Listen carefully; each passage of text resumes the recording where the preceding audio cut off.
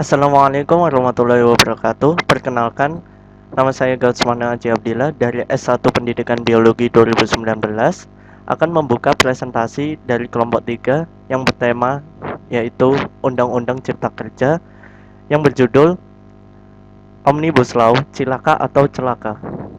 Kelompok ketiga ini beranggotakan yang pertama Evia Tatin Aziza Putri, yang kedua Frida Setia Talisalia, yang ketiga Gautsmana Haji Abdillah, yang keempat Ivan Danar Aditya Irawan, yang kelima yaitu Muhammad Saifullah Yusuf. Pada presentasi kali ini, poin-poin yang akan dijelaskan ada 5, yaitu yang pertama, pengantar dan sasaran Omnibus Law. Yang kedua, tujuan Omnibus Law. Yang ketiga, dampak-dampak Omnibus Law. Yang keempat, masalah baru yang ditimbulkan Omnibus Law. Yang terakhir yaitu yang kelima, kesimpulan. Yang pertama, pengantar dan sasaran Omnibus Law. Apa sih itu Omnibus Law Cilaka? Omnibus Law Cilaka atau Cipta Lapangan Kerja merupakan gagasan Presiden Joko Widodo untuk mengatasi permasalahan ketenagakerjaan di Indonesia. Masalah ketenagakerjaan ini yang dimaksud yaitu rumitnya perizinan dan tumpang tindihnya peraturan yang bisa menghambat investasi. Selanjutnya yaitu sasaran Omnibus Law. Sasaran Omnibus Law di sini ada 3, yaitu yang pertama perpajakan, yang kedua pemberdayaan, yang ketiga cipta lapangan kerja. Sasaran yang pertama yaitu perpajakan. Dalam sektor perpajakan, Undang-Undang Omnibus Law diharapkan dapat menyederhanakan sistem perpajakan sehingga mampu meningkatkan kesadaran masyarakat untuk membayar pajak. Sasaran yang kedua yaitu pemberdayaan UMKM. Dalam hal ini, Omnibus Law diharapkan memberi kemudahan pada akses pelayanan pemberdayaan UMKM. Sasaran yang ketiga yaitu cipta lapangan kerja. Omnibus Law juga dinilai dapat membuka banyak lapangan kerja baru yang berkualitas untuk mengatasi permasalahan angkatan kerja yang terus meningkat. Sekian dari saya, terima kasih. Akan dilanjutkan oleh teman saya. Perkenalkan, saya Ivan Danar Aditya Irawan dari S1 Pendidikan Fisika tahun 2019. Pada bagian kedua ini, saya akan menjelaskan tentang tujuan pembentukan Omnibus Law. Sebenarnya, apa saja tujuan pembentukan Omnibus Law itu? Di sini saya rangkum menjadi 3 tujuan utama. Tujuan pertama adalah untuk memberikan perlindungan dan pemberdayaan UMKM. Omnibus Law disusun agar para pelaku usaha mendapatkan kemudahan akses, baik itu akses pembiayaan, akses pasar, akses pengembangan usaha, akses perizinan, hingga pada akses rantai pasok. Hal ini sangat penting karena UMKM merupakan salah satu upaya untuk membuka lapangan kerja baru secara mandiri, sehingga diharapkan mampu menyelesaikan permasalahan ketenagakerjaan di Indonesia. Kemudian, tujuan yang kedua adalah untuk meningkatkan ekosistem investasi. Investasi merupakan aspek penting perekonomian suatu negara. Nilai investasi yang besar akan meningkatkan hasil produksi, di mana peningkatan hasil produksi tersebut pasti membutuhkan tenaga kerja yang besar juga, sehingga mampu menyerap tenaga kerja baru dan menyelesaikan permasalahan ketenagakerjaan. Kemudahan perizinan dan pemangkasan birokrasi mampu menarik investor untuk melakukan investasi di Indonesia, karena pada dasarnya investor kurang berminat untuk melakukan investasi di Indonesia. Salah satunya adalah karena perizinan yang rumit serta terlalu banyaknya peraturan yang ada di dalamnya, sehingga para investor cenderung takut untuk menginvestasikan uangnya di Indonesia. Yang ketiga adalah untuk mempermudah dan mempercepat proyek strategis nasional. Proyek strategis nasional tidak akan berjalan lancar jika masih terhambat oleh banyaknya peraturan yang mengikat. Undang-Undang Omnibus Law Cipta Kerja disusun sebagai solusi dan sebagai penyederhanaan peraturan proyek strategis nasional, terutama pada proyek perekonomian nasional. Dengan demikian, akan tercipta lapangan kerja baru bagi tenaga kerja di Indonesia. Untuk pembahasan selanjutnya akan dibahas oleh teman saya. Terima kasih. Perkenalkan, nama saya Frida Setiatari Salia, saya mahasiswa S1 Pendidikan Fisika Universitas Negeri Malang Angkatan 2019. Pada kesempatan kali ini, saya melanjutkan presentasi dari rekan saya, Ivan Danar Aditya Irawan, dan di sini saya akan membahas mengenai dampak-dampak Omnibus Law. Pemerintah menyatakan bahwa Undang-Undang Omnibus Law ini nantinya akan membawa dampak yang positif. Salah satunya adalah memberikan kepastian hukum dan kemudahan perizinan investasi. Nah, menurut pemerintah, disahkannya Undang-Undang Omnibus Law Cipta Kerja dapat menangani kompleksitas masalah ketenagakerjaan di Indonesia. Mereka menyatakan bahwa Undang-Undang Omnibus Law Cipta Kerja ini dirancang sebagai solusi persoalan fundamental yang menghambat transformasi ekonomi nasional, seperti obesitas regulasi, rendahnya daya saing, dan terus meningkatnya angkatan kerja yang membutuhkan lapangan kerja baru.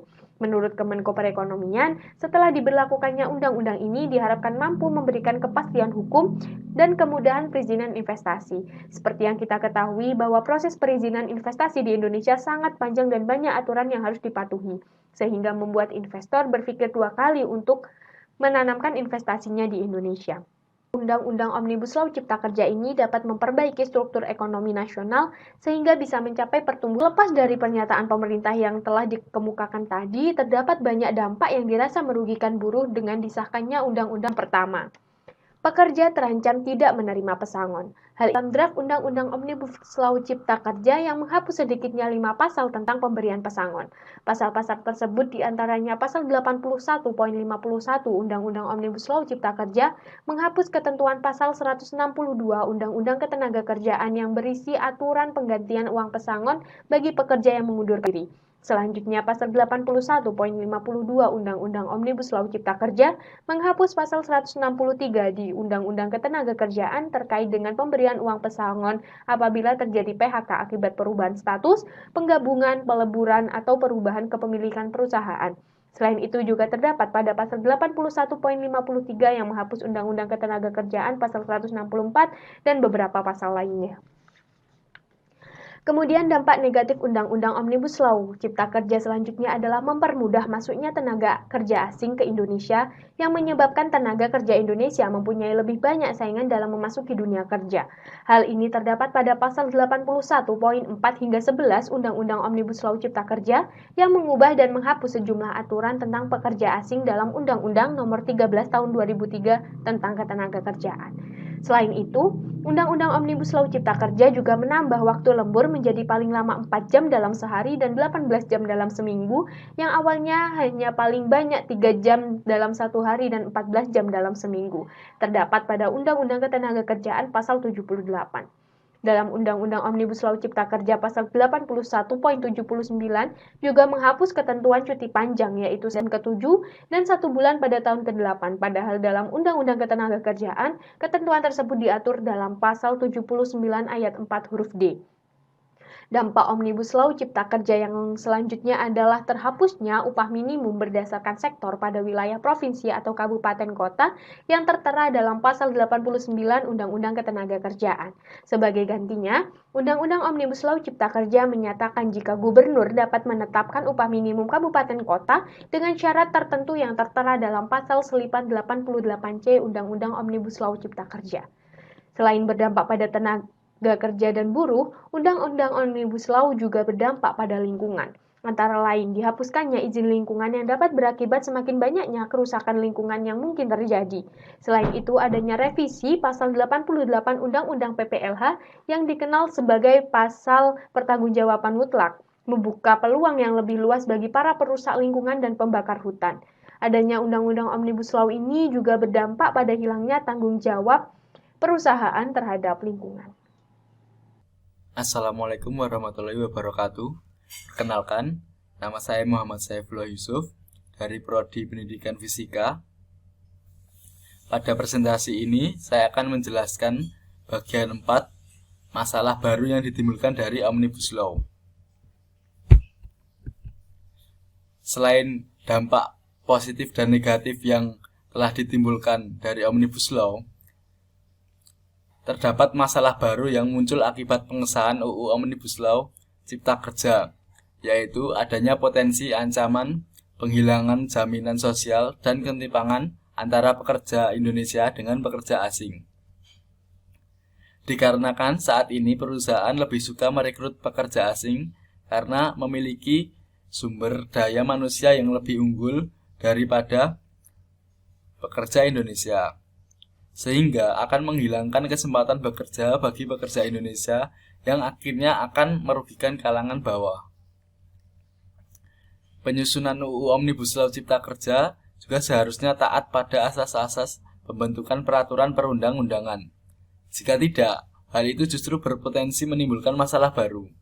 Terlebih lagi, pemerintah sama sekali tidak melibatkan publik, terutama perwakilan organisasi masyarakat sipil dan serikat buruh. Sebab Satgas Omnibus Law dibentuk oleh pemerintah, dipimpin oleh kalangan pengusaha dengan anggota dari pengusaha, perwakilan, pemerintah, dan akademisi. Kebijakan yang diterbitkan tanpa melibatkan partisipasi publik akan melahirkan kebijakan yang cacat dan terkesan diskriminatif. Masyarakat juga tidak yakin bahwa UU Omnibus Law Cipta Kerja ini akan mengakomodir kepentingan buruh dan keluarganya karena kurangnya transparansi pemerintah dalam penyusunan UU ini. Masalah baru yang juga ditimbulkan yaitu seperti maraknya aksi penolakan pekerja yang merasa dirugikan, sehingga akan membuat investor merombak ulang komitmen investasinya dari Indonesia, karena khawatir situasi penolakan ini berakibat pada terjadinya ketidakpastian hukum. Hal ini berimbas pada menurunnya pertumbuhan ekonomi dan terjadi ketidaksesuaian antara realita dengan tujuan awal dibentuknya UU Omnibus Law Cipta Kerja.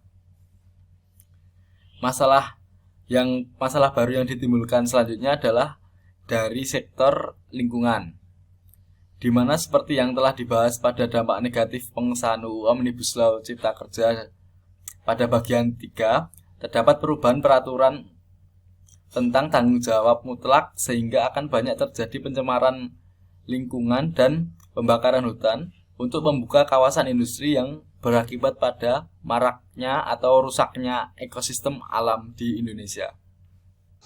Selanjutnya yaitu kesimpulan. Berdasarkan pembahasan di atas, dapat ditarik kesimpulan bahwa ada 3 sasaran Undang-Undang Omnibus Law Cipta Kerja, yaitu mengenai perpajakan, pemberdayaan UMKM, dan cipta kerja. Selain itu, terdapat 3 tujuan penting dalam Undang-Undang Omnibus Law Cipta Kerja, yaitu yang pertama, perlindungan dan peningkatan pemberdayaan UMKM, yang kedua, peningkatan ekosistem investasi, serta memudahkan proyek strategis nasional. Ketiga tujuan tersebut merupakan langkah untuk menciptakan jutaan lapangan kerja baru yang berkualitas.